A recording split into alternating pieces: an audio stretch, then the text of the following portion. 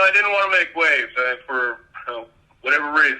But you have to make waves. If you're gonna be successful, you have to be confident. You have to speak up. You have to trust your gut. You have to trust your instincts sometimes. Sometimes you may be right. Sometimes you may be wrong. But you at least have to commit. And you've got to believe. Take a chance on yourself. Working Fans Podcast. Cool. Yep. All right, here we go. Coming down 3, 2.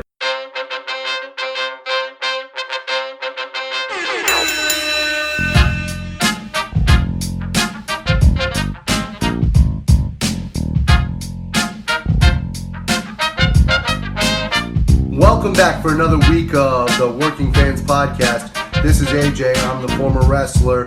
We've got Dave, the ultimate fan, here with us. As we do every week, our producer Joe likes to make us sound good and makes us look way more professional than we actually are.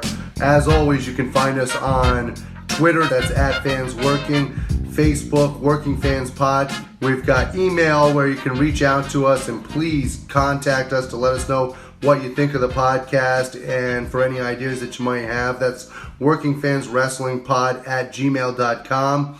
We're on Instagram where you can keep up with us at workingfanswrestling_pod. And then you can now listen to us on all major platforms, including Anchor.fm. We're on Google Podcasts, Spotify, Breaker, Overcast, Pocket Casts, Radio Public, Apple Podcasts, and you can actually check us out on YouTube. Now, it's important when you go onto the Apple Podcasts and YouTube, hit that subscribe button, give us a rating, let us know what you think so you can help us out and we can continue to do what we love and bring you guys in as fans. Hey, this is Dr. Tom Prichard, and you're listening to the Working Fans Podcast. All right, ladies and gentlemen, this is the Working Fans Podcast with Dave and AJ, and we are very lucky to have today a real, true veteran, a guy who's been around, one of my favorites, Dr. Tom Prichard. Tom, how you doing, man? Doing great, guys. How about you? Oh, awesome. Fantastic. We've been interviewing a lot of people with wrestling schools lately. We just got off the phone with Ricky Morton a little while ago. And we had talked to Al Snow about a month ago. That was kind of one of the reasons why I want to have you on. I wanted to talk with your wrestling school and how it's going. And, you've been training for a while, obviously. But, what kind of caused this venture? Well, yeah, we've just been in business a year now. So going on year 2, I think we're still trying to establish ourselves. And we've got a lot of people sending applications in and saying they're going to be there, but we'll just have to wait and see. I think anybody that's ever done a wrestling school is going to tell you the same thing. You don't really know how many people are serious about it or not. So, and it's a commitment. It really is a commitment. Ricky's got a hell of a school in Chuck, Tennessee, and he's got a lot of kids there. So, but we're in Knoxville, and it's one of those things that we've had people come from all over the country and find a cheaper living and kind of like this area. So it's wrestling school. So you can have serious people, and you can have people who want to try and do it and have fun with it, see how far they can go with it. And that's cool, too. So that's how we're doing, though. I think we had a pretty good first year. We've had some opportunities come along where guys got to be extras on Raw. They've got booked some shows around here. So, and we've had guys like Sheamus, Edge, The Revival, Natalya, Sasha. Who else came by? You know what I mean? And right before WrestleMania especially. So, yeah, we've had a pretty good year so far. We're looking forward to a great 2020. I think one of the big things that people need to remember, and hopefully the people that are thinking about wrestling or in the future hoping to wrestle, when you pick a wrestling school, I trained in the early 90s, and it was a lot different when I trained in the early 90s because you would go and you would train for a month or 6 months, and then you were basically working out on the road. You guys are established trainers and superstars that are going to give these guys a leg up and an opportunity if they work their butts off to actually have legitimate chances. You don't want to go get trained by Joe Schmo down the street when you can get trained by Dr. Tom Prichard, who trained everybody from Kurt Angle to Edge to Christian and worked with all the superstars that you have seen over the last 20 years in the WWE, and one of the biggest superstars in WWE history, Kane. Yeah, I mean, plus Knoxville's a pretty nice place to be. There you go. Yeah, you have all that added up for you, and if you really are serious about doing this, you can try different schools too. And I always tell people, we may not be your cup of tea. Somebody else may do it for you. So I always like to say this: you have your way, I have my way, but the right way and the only way doesn't exist. That's a Nietzsche quote, but it fits because you can kind of fit it in any way you apply to this entertainment business. There's still some basic fundamentals and principles that don't go away. I mean, it's still basics and fundamentals. You're still going to block and tackle. You're still trying to hit the ball over the fence. I mean, those things won't go away, so you can build on that. And without that, there ain't no other. And I think everybody agrees with that. Amen. Tom, I'm going to work a little backwards here. Well, usually we start at the beginning. We'll start at the beginning now. But the first time I saw you when I was growing up watching wrestling was, I want to say USWA, maybe Continental. It was on ESPN, 4 o'clock. And I loved your ring style. It was funny. I said to myself, even as a kid, I was like, this guy's voice is familiar. And then come to find out that your brother played Brother Love. And that's how I was kind of like drawing these conclusions. But when I was looking you up a little bit just to see like some information I might not have known, I was surprised in my research, and you can correct this if it's wrong, you were trained by the Iron Sheik? Yes, I was trained by the Iron Sheik for about 3-4 weeks. A player in Houston, Texas who thought, well, he could get into wrestling because that's easy money and he knows how to do all this stuff. And then some of his other friends done it too. So he comes down to the Houston office, and I'm working in the office during the summertime. And Gary Hart would come in early to go over the matches with Paul Bosch, and he brought the Iron Sheik with him. At that time, he was working as Muhammad Farouk, but he was just getting it pretty good. Or he was really good anyway. But he was a shooter, and I always brought some workout gear with me. And Paul said, "You can take him over to the Coliseum, and if you want to work out with him, go ahead." So I said, "Great."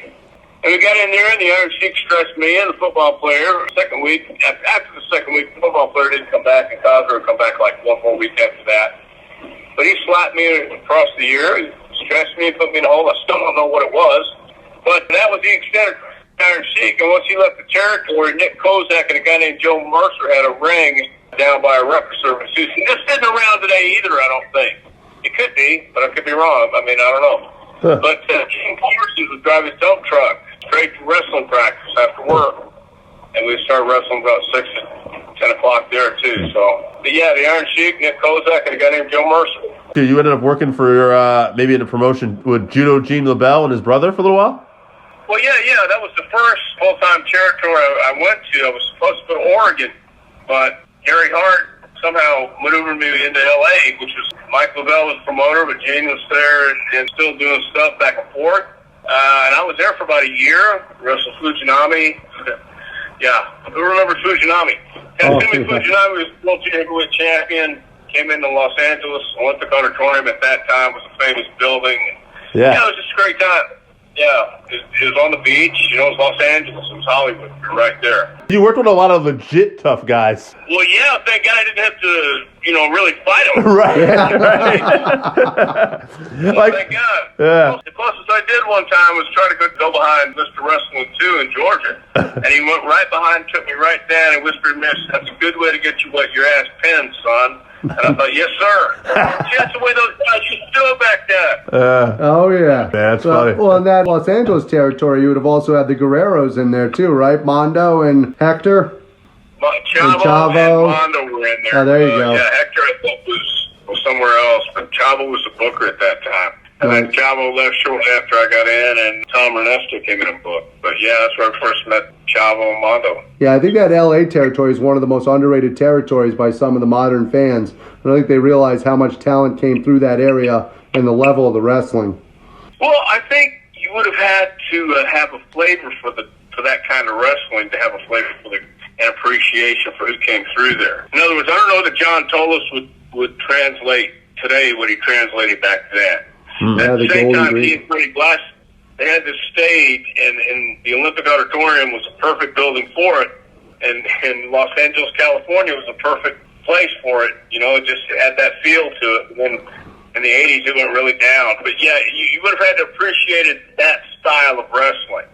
Yeah. And I don't know that anybody today can appreciate it unless you'll know if you appreciate it. You'll know when you see it if you go, man, and you get some kind of connection to it. But if you just look at it and go, I don't get it, then it doesn't matter who came through there. And with guys like Freddie Blassie, a lot of us remember, obviously, Freddie Blassie, the end of his time on Earth, where he was an older gentleman, and we saw him as the manager, and then later on, they don't realize the star that he actually was, and the bloodbaths that followed him. Well, no. Yeah, they really don't, because it's from a different time and a different era and a different approach to the business. I mean, everybody back then took a different approach to it. So Absolutely. I was just going to say, back to that basics and fundamentals of, what are you trying to present in your business? And that's the way those guys always had it. That's why they were big stars, because they weren't pretending, they were actually being. That's interesting, because I was kind of thinking about this too, when everybody were talking about, like, it's almost like a reflection of society. Everybody does these crazy acrobatic stuff, which obviously is athletically challenging, but nobody wants to take the slow down approach of learning the psychology and the maneuvers, which to me, it almost kind of reflects society, right? Like everything is fast paced now. Like everything is done in instants. Like shows, you can watch 8 shows in a day. It just seems like that's kind of a reflection of where we are in life, right? I mean, I don't know. Yeah, I would have to agree with that. I sure do, because everything is moving fast and everything is moving to get your attention and keep you attracted or zoned in over here. So, I mean, everywhere we go, whether it's a restaurant or a TV show or whatever it may be, I mean, it's kind of a tricky thing. It really is. So I just said, what do you do to get everybody's attention? Yeah, I don't know. It's funny. Yeah, I was talking to a bunch of older fans, too. Well, I say older, but we're all in our 30s and 40s. But, we grew up on, like, watching shows on a weekly basis and like building towards this pay-per-view. And nowadays, a couple friends who were telling me like they don't even like to wait for a TV show. Like we were watching The Mandalorian, the Star Wars thing that came out on Disney Plus, and it would come out every week. And that was like one complaint, was everybody had to wait a week to see the next episode. And I'm like, man, like I remember like growing up watching wrestling, like watching this build, like when Hogan and Savage, it would take like a year, Right, but you didn't have the internet, you didn't have all this stuff to keep you busy and occupied. True. That was all you really had. Yeah, I mean, it was a different time, different era. Yeah. In the world, and what do you have to do now? It's global. Everything we do is instant. So I mean, right. It's a tough gig, man. Yeah, it is.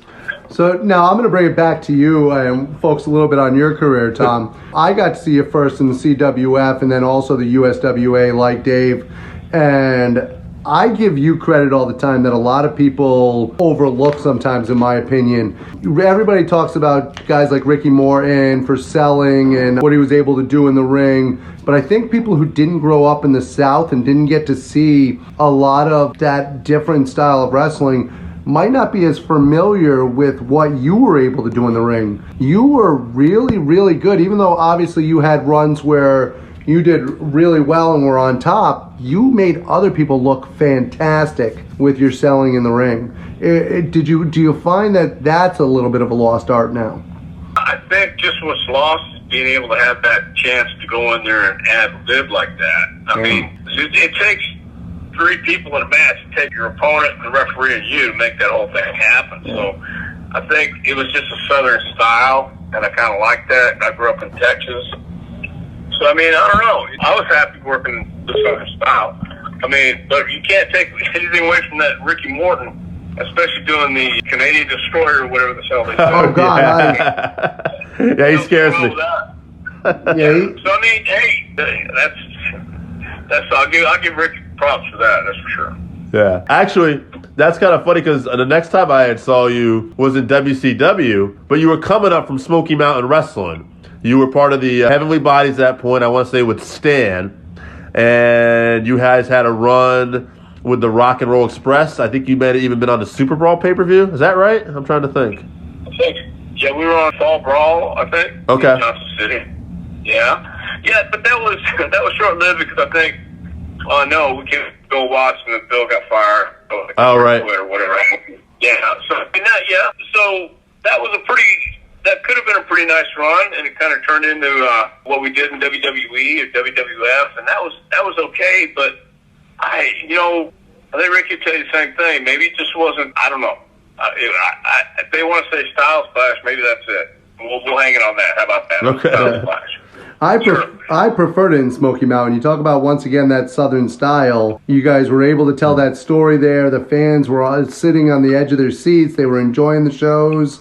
And what you guys were able to do, both with Stan and then later on with Jimmy Del Rey, what, in my opinion, was fantastic. And do you think that the Southern crowd just gets it a little bit more than maybe translating to the WWE style?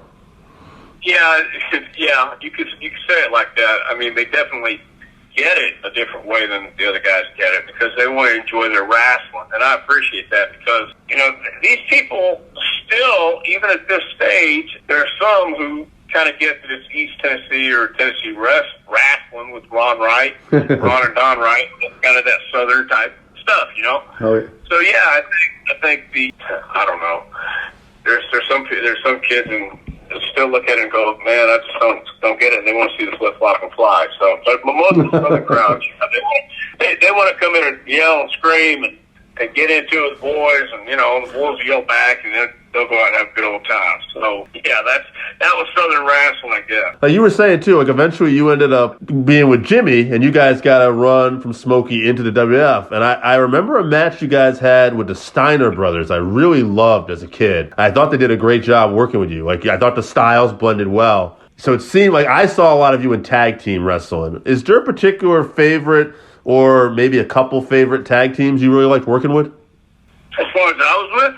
Whether it be with Jimmy or Stan, but like a rivalry, maybe a matches you had as the Heavenly Body. Was there a particular team you loved working with? Always the Rock and Roll Express.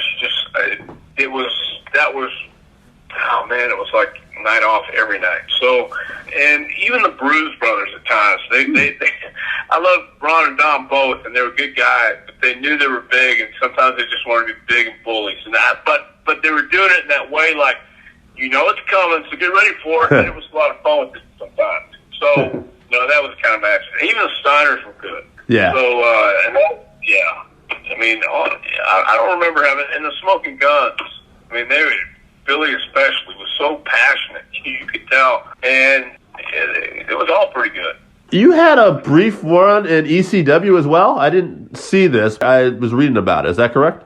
Yeah, I worked with, I think we worked with, Jimmy and I worked with Public Enemy, and I worked with Candido there in a singles match, Chris Candido. We were, and I think I was wondering, like, I didn't know, but it sounds like, what were those crowds like comparatively? Like the Southern crowds? Yeah. Oh, no, they were a wrestling crowd. Yeah. No matter what, they would tell you what they thought of you, honestly. Right. So they were a good wrestling crowd. Yeah, and that's, I think you have those some places today. I know you have those some places today because you can see it, and there's a place for it, obviously. But how long? I mean, I don't know. How long will it go? Who knows? But the ECW crowd was there as long as ECW was going to be there. Yeah, it's funny, like, you say that, too. I would say that, like, even, like, growing up, for me, for whatever reason on TV, Chicago always translated to a really good crowd. Oh, yeah. No matter what promotion I was watching. Yeah, Chicago's got a good crowd. Chicago's got a good wrestling crowd for everybody there, I think. Even for Rise and Girl stuff they have there, and a lot of stuff. MLW there, great. Yeah, a lot of good stuff. I'm glad to actually hear you mention Rise. I think I'm a big believer in women's wrestling. I'm a firm believer that the level that we're seeing now is absolutely incredible, and I'm glad that they're getting opportunities. Have you had a chance to train any of the women wrestlers of today? No, I really haven't. Natty's come by, Beth has come by just to get in the ring and get some rust off, but nobody that's coming up in WWE or NXT today. We've had a couple girls come through JPWA that are always off, and they know that. So, but no, I really haven't. It's, again, come back around full circle, especially for the ladies. So, got away from real wrestling for a while, got away from some of the athleticism, I guess. Now they're coming back to it, which is great to see. Absolutely. I think sometimes they lose sight of the fact that it says wrestling on the marquee. So it's great to see the level that you're seeing both in NXT, places like AEW, now obviously with NWA being back and seeing more of a focus on the wrestling product in those organizations and in those places. Hard-hitting question for you. You went to the WWE after being a Heavenly Body, and they came to you and they said, we're going to team you up with Chris Candido. We need to get rid of that hair. What was your reaction when they told you were going to get rid of that gray hair? Well, at first I said, no, I don't think so. And they said, okay. And that was it. And I said, oh, wait a minute. Let me think about this. Because it was, It was at a time when I really, it was a different time. And I went ahead, it was Chris, and I was just willing to do what I had to do. And teamed with Chris, and man, it was not a good time for me. No, I don't think it was goofy, but quite honestly, that was on me for just saying yes, just not questioning, not even coming up with another idea. So now I do have to be fair to both of you, because whether the idea was bad or not, I think the two of you actually did make the most out of it, in the sense that you guys still put on great matches out there with teams like the Smoking Guns, the Godwins, and stuff of that nature. Right, but I think that's just part of being a pro, and in the ring is when the only time you're really having a good time. You know Absolutely. what I mean? Right. No, I get that. Yeah. So if you follow me on that, you're in the ring, and we're all four trying to have a great match and do what we can do. But even then, we look the gimmick sucked. That was horrible. It really did. It really did. Tammy was there. I mean, Yeah. I don't want to go down that road, but I'm just saying it was terrible. Al Snow has said that too. He said he regrets not questioning enough stuff like back in the day. Yes. That's on him, right? Yeah. You know, I didn't want to make waves for whatever reason, but you have to make waves if you're gonna be successful. You have to be confident. You have to speak up. You have to trust your gut. You have to trust your instincts. Sometimes you may be right. Sometimes you may be wrong. But you at least have to commit, and you've got to believe. Take a chance on yourself, and that's a big thing that I preach now, especially. Is you must have confidence if you believe you're a star, and you got to believe you're a star. Yeah, I agree totally on that, and I think that applies for like any job too. Like I've been in places where I work and didn't want to make waves, and yeah, it's okay. You can exist for a little while, but you're not gonna excel. Right. It wasn't too long after that you ended up at the WWE dojo. You were a trainer. How was that transition? And beyond that, what was it like working with? When I look at the list, like some all-star wrestlers like Kurt Angle. Man, we don't really take shots, but I know the guy's not in the business. But comparing to him to like maybe working like with a Brockus, like you had a lot of different type talent there, I guess is my point. So the transition, and what was it like working with some of the best and maybe not some of the best? Well, you would have also worked with Brock Lesnar also, wouldn't you? Right. The transition turned out to be pretty cool, actually. I mean, I was able to stay in Stanford. I was missing the road, yes, but I was still going on the road for TVs and some other stuff, I think, like this, too, which was kind of cool. I was doing voiceovers at the same time, so it all kind of ties in.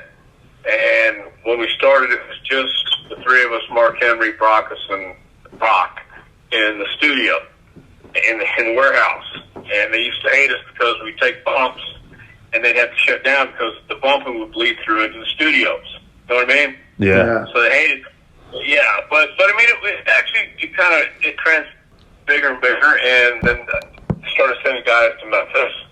Started sending guys, I believe, to Memphis, and then it was Louisville and Cincinnati. So it kind of expanded, and then it evolved into what it evolved. So, but the transition was great, and working with guys like Brockus was just as good too, because he was a good-hearted guy, but. There's an opportunity to go out and see if I can have a match, and it was what it was. Some people can't do it. Right. Tom, like we were saying at the beginning, you got the wrestling school with Kane. Is there anything else? We're going to wrap this up here. So is there anything else you want to talk about with the school or promote? For all information, you have anything you want to know about the JPWA, go to jpwrestlingacademy.com. You can type us a question if you have it. Go to Facebook, too. I think it's Jacob Prichard Wrestling Academy, or just put it JPWA. All right, Tom, thank you so much. All right, so that wraps us up for this week. Thank you again for listening to the Working Fans Podcast. So as always, you can find us on Twitter at FansWorking. Our Facebook page is Working Fans Wrestling Pod. We have email where you can reach out to us and let us know what you think also. That's workingfanswrestlingpod@gmail.com. Follow us on Instagram, workingfanswrestling_pod. And then as always, please continue to listen to us on Anchor.fm, Google Podcasts, Spotify, Breaker, Overcast, Pocket Cast, Radio Public, all your major platforms. If if you're following us on Apple Podcasts, which we are also on now, and YouTube, please make sure you subscribe and give us a 5-star rating. It helps us bring you these podcasts where we get to talk to you and talk with you every week.